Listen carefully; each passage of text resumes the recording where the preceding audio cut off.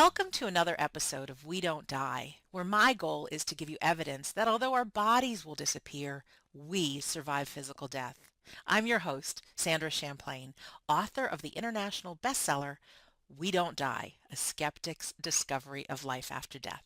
And today on our show, I have another great guest. In fact, I have goosebumps over this one. His name is Alex J Hermosillo. Alex is an internationally known healer and spiritual teacher who had a near-death experience back in 1997. With the wisdom given to him on the other side, along with his experiences of healing, Alex developed a simple, fast, and effective energy healing technique that anyone can do for themselves and is called Mastery of Energy Healing. Alex Hermosillo has touched the lives of thousands of people and helped people heal from heart disease, cancer, tumors, migraine headaches, depression, grief, and so much more. In fact, he dedicates his life to helping others. His healing center is located in Phoenix, Arizona. He's the author of the book called A True Story of Hope, Healing, and Miracles. He's also has an incredible, powerful meditation that I just finished listening to, and it's called I Now Release, I Now Bring In. It's a meditation to heal your mind, body, and spirit. Alex Hermosillo has been featured on Fox News, ABC, and CBS from his home in Phoenix. I absolutely cannot wait for him to share his story with all of us. So I'd like now to give a warm welcome to Mr. Alex Hermosillo to We Don't Die Radio. Alex, welcome to our show. Sandra, thank you for having me on your show today. I'm looking forward to it. Me too. I was so excited. I was stumbling over my words. It's like a little kid at Christmas time. I just wanted to wrap it real fast. So, my dear new friend, Yes. um, I've been on your website, Mastery of Healing Energy. I've listened to your audio, and now meeting you for the first time, you know your story more than anyone. So I don't really even know how to begin to ask how it all began. And so if you wouldn't mind just sharing your story. Well, thank you for giving me this opportunity to share my experience. And it was so, I was not expecting it. I was raised Catholic, then went to Catholic school, and everything, God just seemed so far away. And then just so that was my life, and went to high school and then went in the military. I was in the Navy. I was in the USS Enterprise. My whole family is Wow. military, and then I went to some schools and college, and then uh, ended up working at a large department store. And during lunchtime, I went and I had a chili cheese dog. And, just I wasn't feeling very good. My stomach was upset, and then several hours later, I actually was rushed to the emergency room um, due to internal bleeding. Wow. And I remember that I was laying on this bed in the emergency room, and all these doctors and nurses were around me doing their very best to save my life. And then this overwhelming peace came into me, just a great peace. And then after that, a beautiful golden mist, and everything dissipated. All the doctors, nurses, the emergency room, everything was gone. And the next thing I knew, I was about 20 feet off the ground looking downward. Hmm. And I saw my entire family. I have 9 brothers and sisters, so I saw it was interesting. They were all lined up in a straight row. I saw my father, my mother was next to him, and then my brothers and sisters, they were organized through their ages. So the oldest one was next to my mother, and then it went down to the youngest one. And then the woman that rushed me to the emergency room, she was there also, and they all just looked up at me in a state of awe. Their jaws were actually open. Their eyes were wide, just looking up at me. And I was looking down at them, and I was very happy and joyous, and I was waving at them, and they Wow. just they didn't say anything. They just looked at me. And I knew at that time, Sandra, that my time here on earth was done. But I was excited. I waved at my family one more time, you know, and I knew that they would be okay. It's just so interesting that, you know, when I think about that time, I knew that every single one of them was going to be okay, so it was okay for me to leave. And I actually looked upward and I saw clouds, and I began to float and fly through the clouds. And as I was going through the clouds, I actually had my hands like Superman. So here I am going through the clouds. My hands are out. You know, my right one was out further in front of Uh-huh. me like Superman, and my left one was to my side. And I was flying. And then as I was going through the clouds, I thought to myself, Alex, if you put your hands to your sides, there'll be less wind resistance. So I put my hands to my sides. That's funny. Isn't it? Yeah. Isn't it? So here's one leaving this world to go to the place that we call heaven. And I'm thinking, how can I get there quicker? Right? So I put my hands to my sides, and faster and faster and faster I began to fly. I mean, I was breaking the sound barrier. I knew it, and I broke through the clouds, and then suddenly waves and waves of fear, shame, grief, heartache, depression, all of my pain that I experienced here on earth was being pulled out of me. I could feel it coming from the top of my head, just flowing down my body and just out of my feet. All these hurtful and painful experiences just being pulled out of me completely. Everything. Until, you know, there was nothing left except pure joy.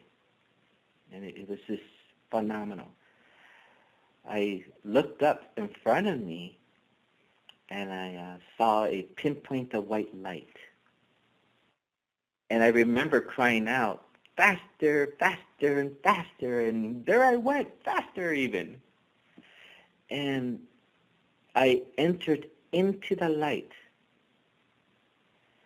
and it was a love and a peace that I have never, ever experienced here on earth before. Wow. And I knew I was home in the presence of God. It was so incredible, this love and this peace. I was so joyous being there. And I was floating around up there. And I remember that I saw beings of light. And I focused on them, and I realized that there were actually souls. So there were beings of light or souls, and I could see them etherically. You know, so they had the forms of humans, you know, Okay. and faces even, and you know, arms and legs and torsos. And you know, I just realized, I said, oh, there's other souls here, which I was excited. But then I realized that each one of them had a different amount of light. Okay, and as I pondered this, what I was seeing and experiencing, I realized that each soul had light deep, and this light reflected who they were here on earth. Okay, that the light was a all nurturing, all loving, all healing energy. Mm. So there were souls that had a little bit of light, and others that had a great amount of light. And as I looked at these souls, I realized that the ones that had less light, they were not, they had challenges and were not able to forgive themselves for what they've done here on earth. So less light, you know, because there was less love, you know, compassion for themselves. And if they had challenges of forgiving their loved ones, or they blamed people, or if they were angry at others, or judge people for their pain that they experienced here on earth, you know, they had less light.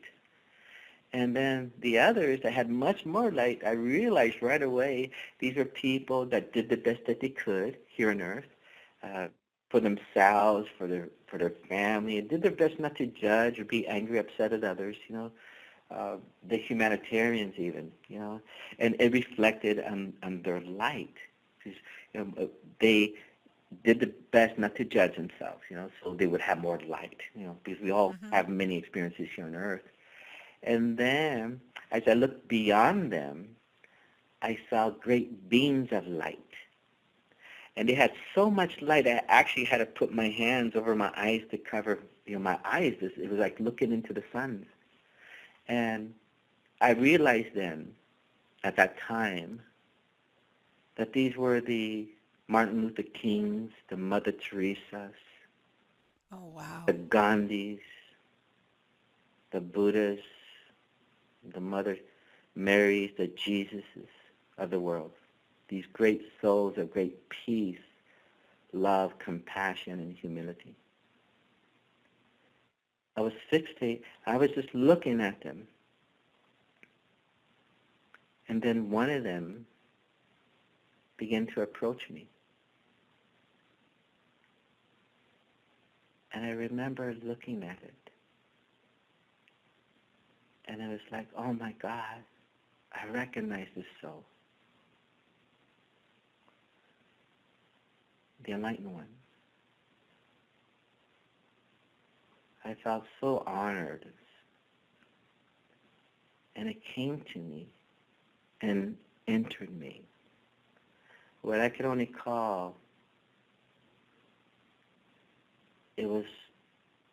it's difficult to put it into words, but it was like an anointment, a blessing, as it entered me, this energy of great love and peace, compassion and humility.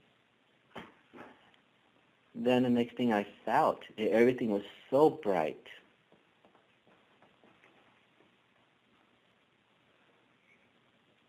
My whole existence became awakened.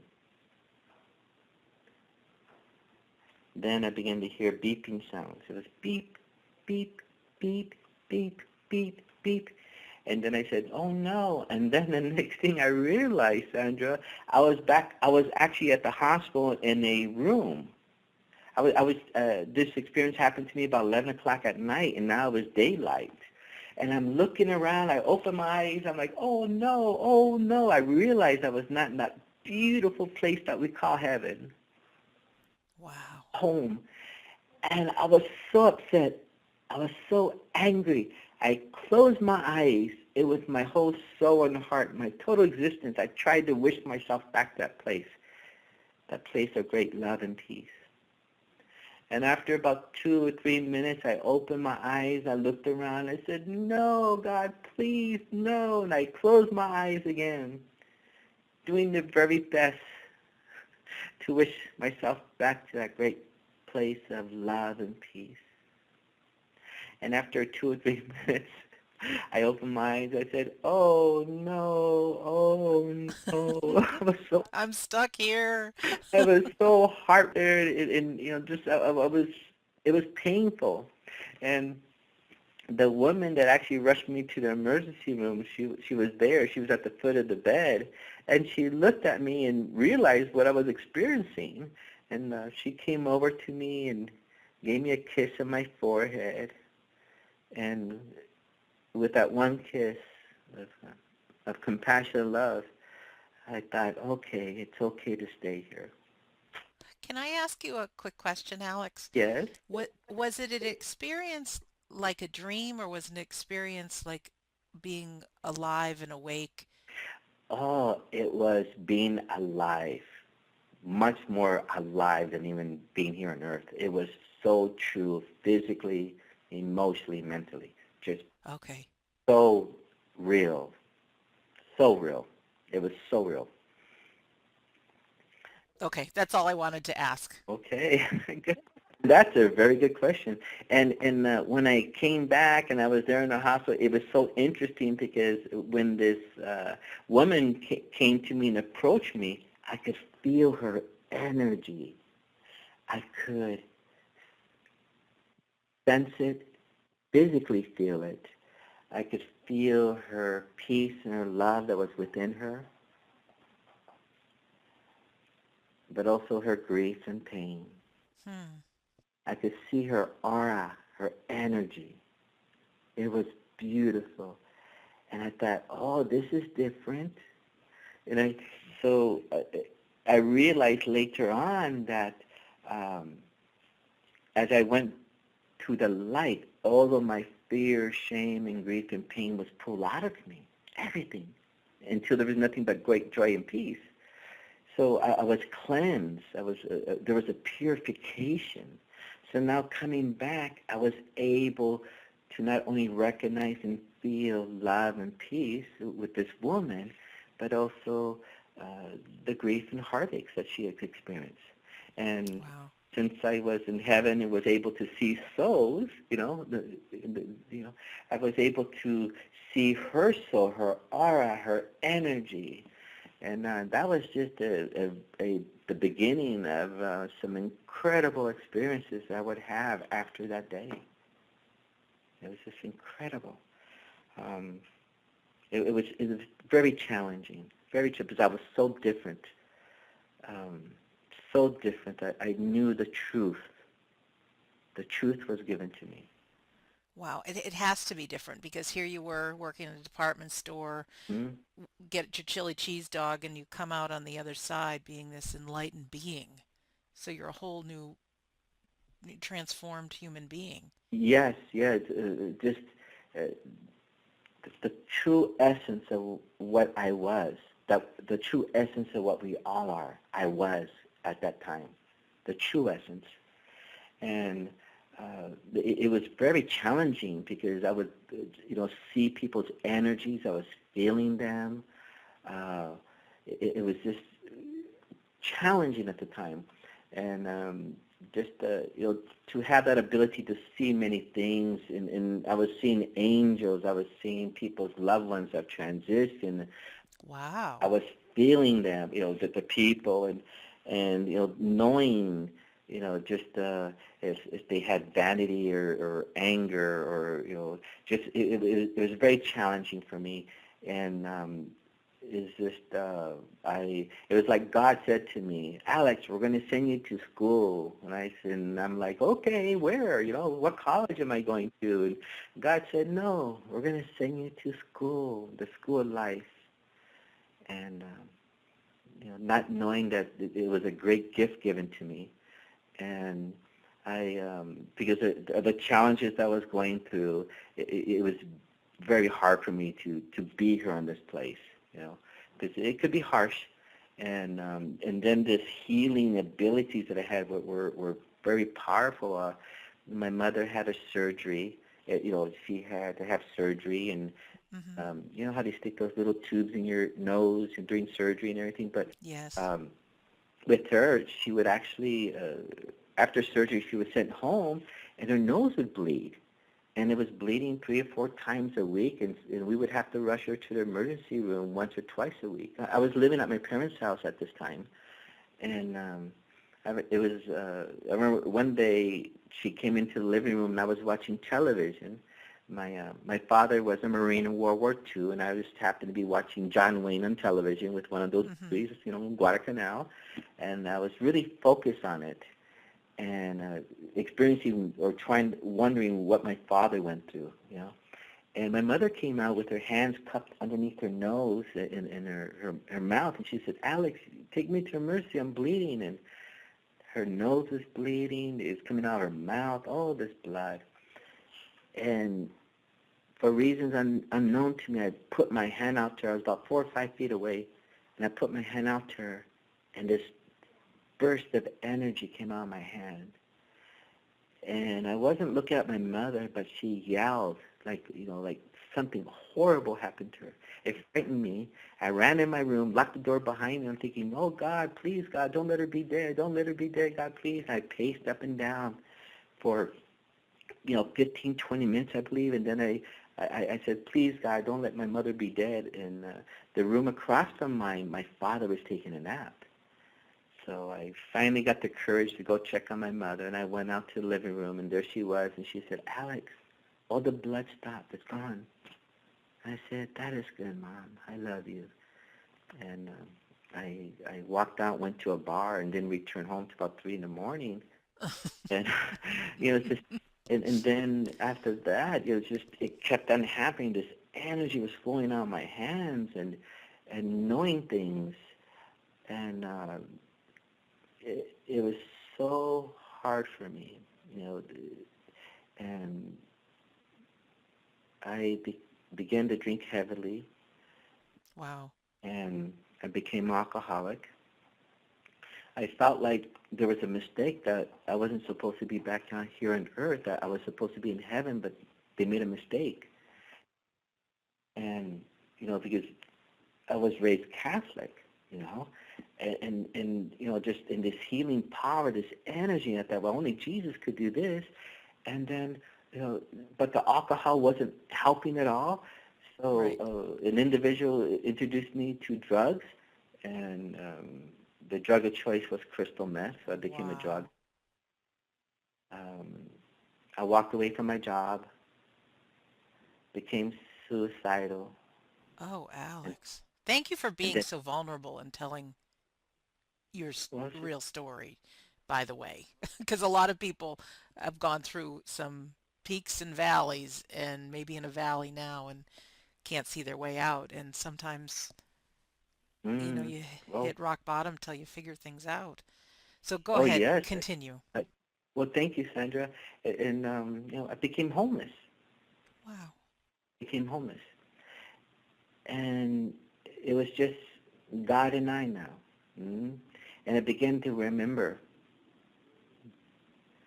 you know, who I was, and because of my near-death experience, what I had become. Remembering that I had been many, many, many things, but that I have always been the light. Always been the light. And knowing what I experienced in heaven, that we are beings of light, that love created us, and healing sustains us here on earth, that I began to help others, with this gift that was awakened in me. As, and just one becomes so, so humble when one goes through those experiences. And I knew that God gave me this gift. mm, Could you That when he, share just some of those experiences before we're through? Just some of those things that taught you, like, this is real and this is what I'm meant to be doing. And oh, well, um,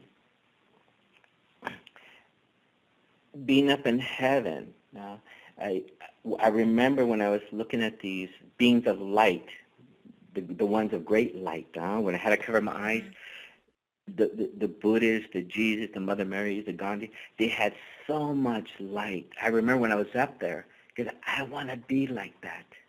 hmm, I remember heaven that I said that I want to be that light. So coming back, you know, I feel like God sent me to school to go through these experiences so one can be humble. One, there's no judgment. There's no anger. There's only a great, great peace and compassion.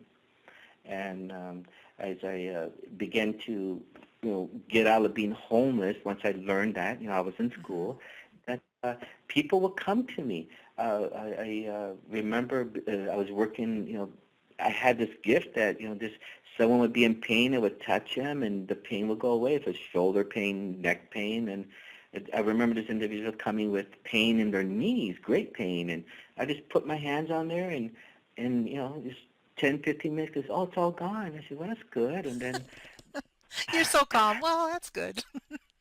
well, just, it became more profound, more, and no matter what happened, it was just beautiful, and I felt so fortunate to be in service to others.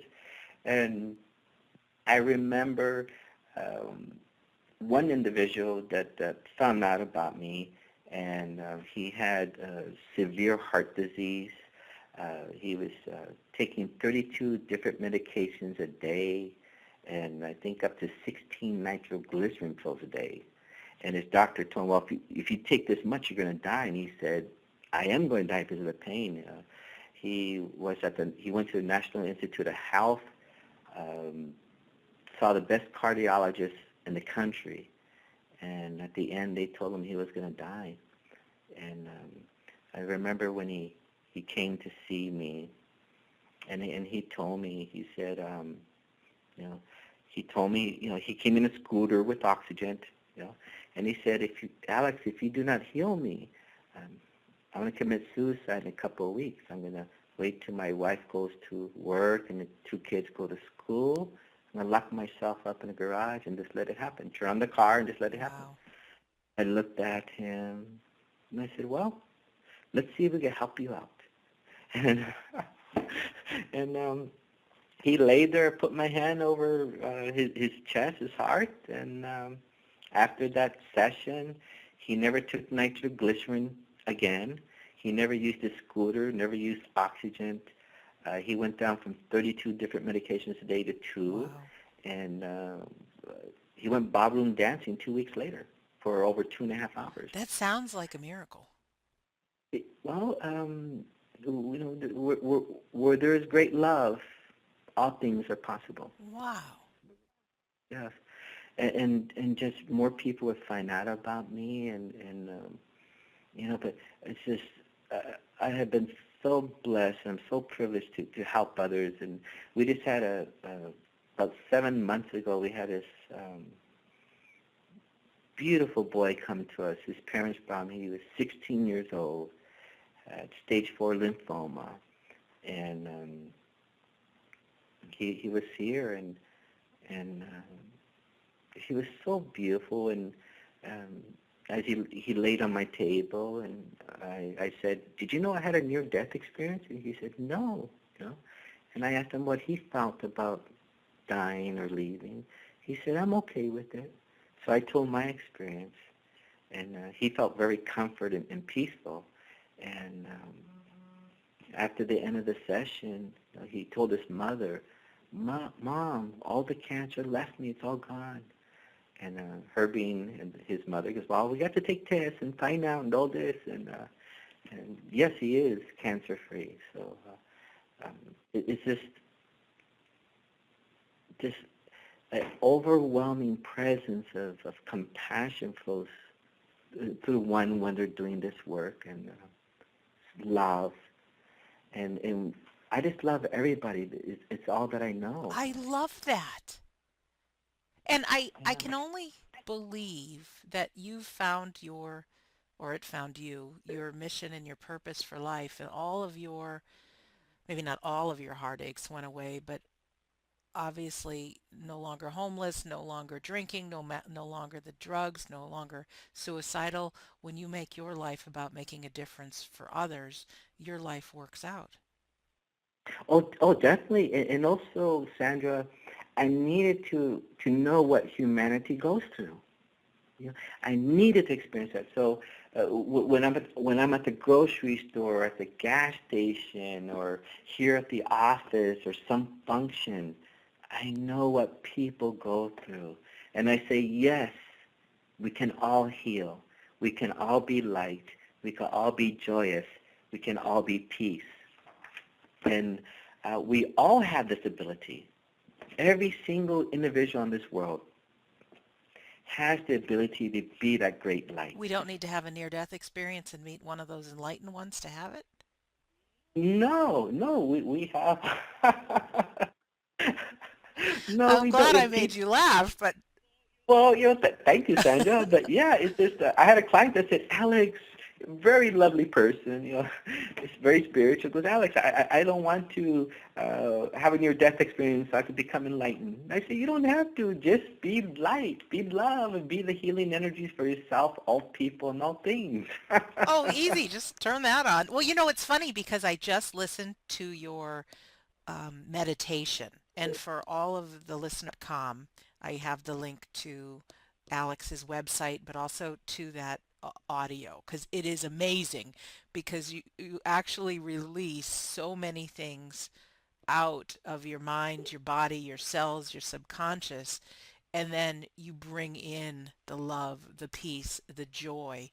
I hadn't spoken to Alex yet. This is just before the interview, and I was in the living room and with just tears running from my eyes with goosebumps and actually feeling the power and the strength and so much being lifted off me. And part of me is thinking, is this my imagination or is this what you're talking about, that we all can tap into this? Yeah, yeah. It's in every single one of us. Just there's things that we could do to help ourselves if we're dealing with grief.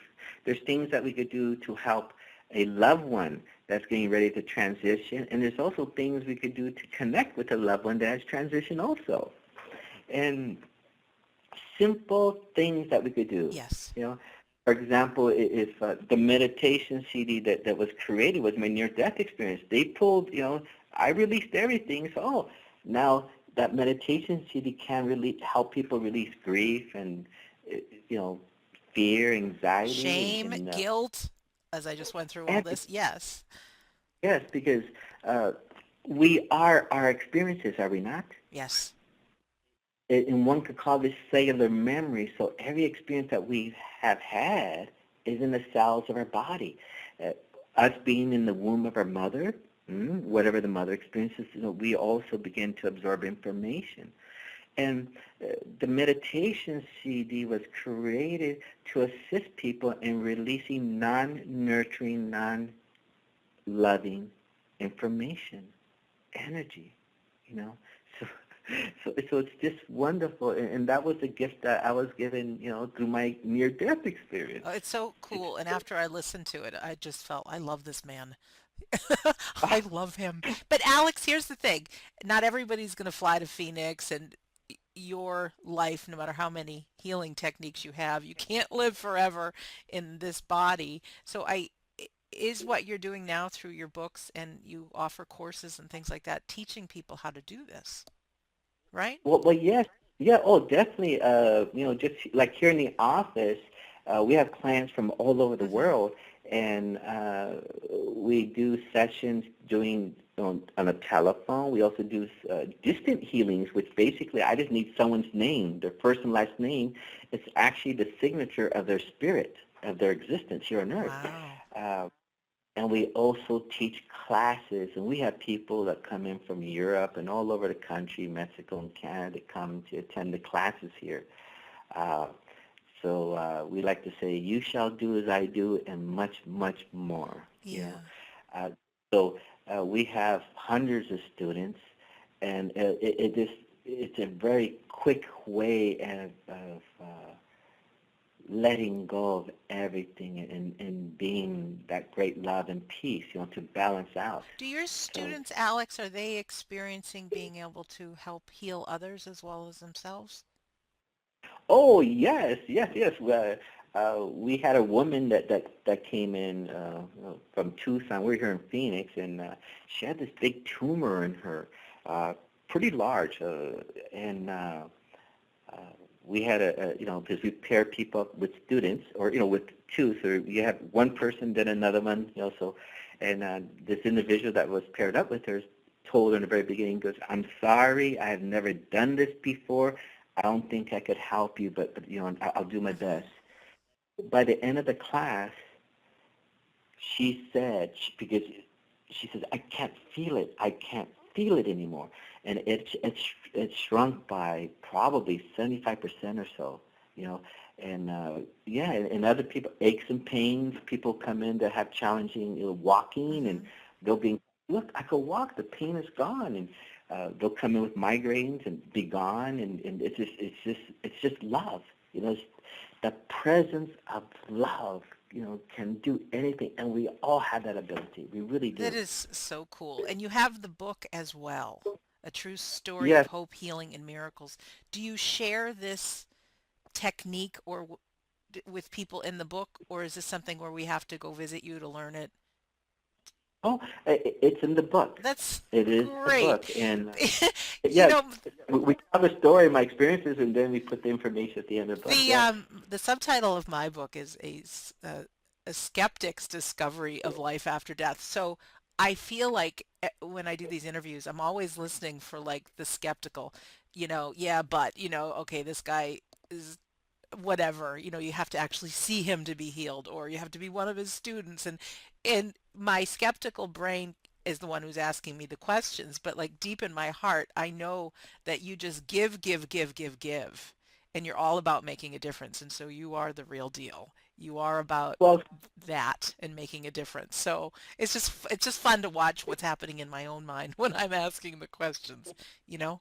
yeah, yes, yeah, and for those listeners that are out there that are grieving due to the death of a loved one, or that are ill and have challenges, you know, the meditation would help them tremendously. The information's in a book, and an individual simply needs to place both their hands in their center of their chest, and say, "I am light. I am love, and I am healing my beautiful body and my beautiful life today." Now, if one does that first thing in the morning when they wake up, they're telling their soul, they're telling their heart, they're telling their body and their subconscious and conscious, "I am light, love, and healing," correct? So, and what it does, it builds up their light.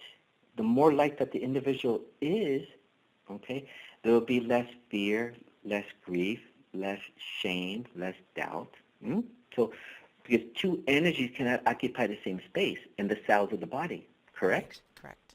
Okay, so if one says that in the morning when they wake up, in the evening while they're in bed, every night when I go to bed, I place my hands on my chest and I say, "I am light. I am love. And I am the healing energies for myself, all people, and all things." That is what I'm telling my soul, my heart, my essence, my existence. Can we do something real quick? I Yes, won't, on your audio, you have the repeat after me. And yes, could you just say it like, and then for all the listeners who are right now, if this is okay with you, put your hands just over your chest, and I won't repeat it just so my voice isn't on there, but maybe we can all do this together. yes, yes. So we're going to do the bring in. How's that Okay, sound? sounds great. Okay, this is very powerful here. So all the listeners out there, place your hands in the center of your chest. These are the hands of light, the hands of love, the hands of healing. And with your thoughts, you simply say to yourself, "I now bring in into every single cell of my beautiful body, into my heart and mind, light, love, and healing." And take a beautiful deep breath of light as you pull it out of your hands, as it enters you, as your soul drinks from it, and your heart, your body, your mind, and your life becomes it. For I am light. For I am love. For I'm healing my beautiful body and my life today. Each breath that you take, continue to breathe in light as it dissipates negativity, suffering, grief, disease, and pain. For I am light. For I am love. And I'm healing my beautiful heart, my body, and my life today. For I am light. And continue to breathe in light, for the light nurtures you. The light heals you, balances you, brings peace to you. For I am light. For I am that magnificent light. Continue to breathe it in to the bones of your body, the cellular memory, the nerves, the blood, the organs, the lymph nodes and glands. For I am light. I am love. And I'm healing my beautiful body in my life today. For I am that light. I have always been that magnificent light. And continue to breathe it in as your soul drinks from it, as it fills up your heart, the subconscious and consciousness, and every single cell of your magnificent, beautiful body. For I am that light. The energy of creation.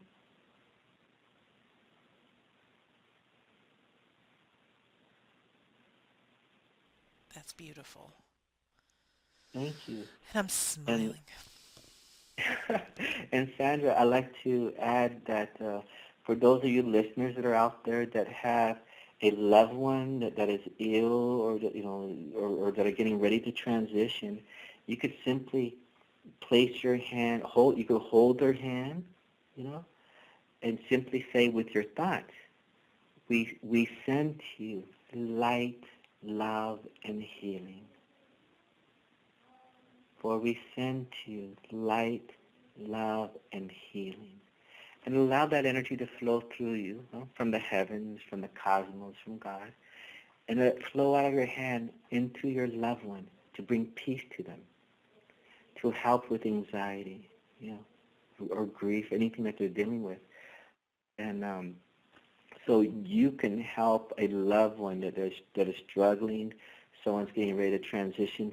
You want to bring that great love to them, God's love to them, God's light to them, and it will benefit them tremendously. We've helped many people that are ready to transition, and and when God says, "Come home," you say, "Okay, I'm coming home." So yes, and those are those that are that are ill, and by sending light, love, and healing, and if they're meant to stay here for longer, that's good too. And I would like also, Sandra, to mention that for those out there that are listening that have a loved one that has transitioned, you can just put their picture, get a picture, place it on a table, and put your hands about 3 or 4 inches above it, and say, for example, if it's your mother, you say, "We send to you, my mother, light, love, and healing. We send you, my mother, light, love, and healing." And that's a way to stay connected to them. And many of you are going to feel their energy. You're going to feel their essence. You're going to feel their soul. And my mother and father have transitioned, and I do this for them several times a year, and they love it. And it's a way for me to be connected to them, because we have to remember that we have a soul, correct? They have a soul. The only difference between us and our loved ones have transitioned is that they don't have the physical body. So it's just great that we have these tools that we could stay connected to them, nurture others that are getting ready to transition, and also nurture oneself if they're dealing with grief or illness. Yeah, and it just brings up my next question, because eventually we're all going to transition. So someone, I'm looking forward to well, it. yes, it Wait for sounds me. like it. You get to go back home, and that's another reason why I have this show, is so that there's less fear around death and less fear around life. But there are people, and I can imagine this, because even when my own dad died, I tried for every kind of healing ever, hmm and he still passed away. He had cancer. And so there's people that don't get the miraculous healing, because we mm can't. hmm The truth is, we can't all live forever, so something's gonna bump us off, Definitely, definitely. I gave a lecture at this church, and um, this young boy that I was telling you about, the 16-year-old that had stage 4 Uh-huh. lymphoma, his name is Jared, and he actually had a heart transplant at 6 months of age. Wow. Okay, and so he had that going on with him. And then his kidneys were not always strong. He was having challenges with his kidneys, and then he came to me because of the stage 4 lymphoma, and he couldn't do chemotherapy because it was killing him. You know, And that's why they went out in search of it. They found me. But when I was speaking at this church several months ago, someone in the audience, because we're talking about the souls, that when God says come home, you come home, and it's true. And the individual says, when we're talking about Jared, how he had the heart transplant at the age of 6 months old. And someone in the audience asked about, well, did that soul already had an agreement to do that for Jared? Mm-hmm. When Jared received, and I said, well, it's like this. There's this soul in heaven, and God comes up to this little tiny soul and says, I would like for you to go to earth. And the soul says, no way, there's pain, there's suffering, there's grief. No, I'm not going. God says, oh, please do this for me. Please go to earth. And the soul says, no way, again, I'm in a tantrum fit because it doesn't want to come here to earth. And God says, well, I want you to do this as a favor for me. Okay? And the soul looks at God and says, well, how long do I have to go for? Because remember, heaven's all peace and Uh-huh. love and Joy. joy, Yep. and it is. And God says, just for a little while. And the little soul says, well, how long's a little while? A little while. But the little baby soul wants something in writing. Sure. You say a little, what does that mean? Earth years, spirit years, cosmic years, And God says, just trust me, go for a little while. Just for a little while. And the soul finally agrees. Okay, Father, I'll do it. So the little soul comes, and is born, and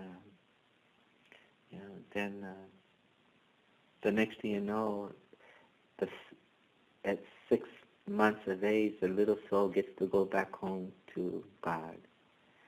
But it leaves something very special behind. It leaves this beautiful, healthy heart for this other little baby boy being at 6 months, so that Jared may receive it and then be healthy and then go through another challenge experience, and then be reawakened with the light, so that he may go out to give others hope, peace, and love. And that's what he does now. So we all have our moments. We all have a purpose while we're here. And to be in service is just the most beautiful thing of all. Oh, it's Yeah. so beautiful. And just, I really get that the healings that take place really show us who we are and what we're made of. And this is heaven on earth and how powerful we are. And then there is that God says, come home, and you come home. Oh, yeah. So, I know in my own life, my dad's passing away is what caused me to research grief and more about life after death and write the book and have a grief hmm audio and so many things that have helped other people. So it was his time to come home, even though we tried for a miracle. Yes, and just in regards to my father transition also, and but I knew it was his time to leave. You know, with my mother, it was also the same. Example. Just I knew it was their time. They served their purpose here, and they wanted to go home. My mother wanted to go back to and visit her mother and father, and same thing with my father. So, but just when an individual is ill, we send them light, love, and healing. It nurtures the soul and the conscience. And actually, the more light, love, and healing we give to someone that's ill, the more at peace they're going to be. And when they take their journey to heaven, it's going to be even more beautiful.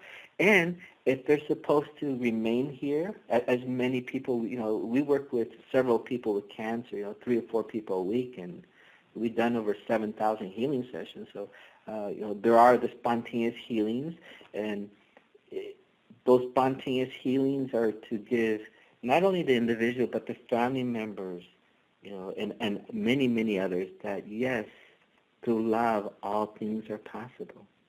You know, but when the soul wants to go home and God says, "Come on, come on back," the soul will do what it needs to do. But it's always nice to bring light, love, and healing to someone that needs it. Yeah, thanks. I want to ask you one more question, and I know our time is tight. I want to be respectful of your time. We spoke briefly before the interview started about when we do grieve a parent's loss, there's often fights within relationships. I've had it within my family. I have a cousin that's going through it. It's all about money from her father dying. The gentleman that interviewed me on his show a couple of days ago, he hasn't spoken to a brother in 7 years because of what Hmm. happened when the father died. For there is a lot of suffering in more Hmm. ways than just physical here on earth. And do you have Yes. any advice for those of us who are suffering maybe with relationships? And I know there's a piece of this that we need to know joy and light and love and be able to share it for healing relationships. Well, every individual, every soul here on earth has their own course of destinies. Okay. The soul has their own agenda.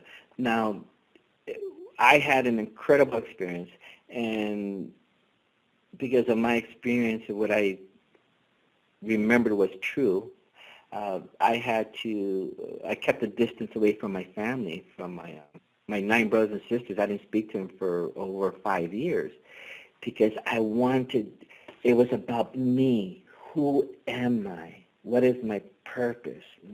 I didn't want any outside influences, and each one of my brothers and sisters were dealing with grief in their own Sure. way. Some individuals are going to be angry, some are going to be Yeah. judging, mhm, uh, you know, and blaming, you know, each other, or a lot of the blame came towards me. Quite a bit of it came towards me, and then and it's just, but I am the one that had the experience before my mother and father transitioned, so I knew the truth, and I just need to stay away to become who I am and be the example to them. They know what I do for a living, but because of me being the example of compassion, love, and peace and non-judgment, they began to change also. So it was just a waiting period. I knew I had to wait for them to clear out, to release and become more light. And the majority of them have done that. And I remember when I first got back with them, it was totally different. It was totally different because they knew that I was different, and and they seek my advice, and they honor and respect me and the work that I do, and I honor and respect their journeys here on earth also. But we just have to remember that everyone deals with death differently. Right. And if we can be the example of light, love, and joy and compassion, that Yes. it can't help but just uh, Oh, definitely. come Just out of us. when one is struggling, one could think about Mother Teresa, because this working with the sickest of the poor, and how she just continued to work. We all must continue our work, and what is the best for you? If it's keeping away from the family, that's good.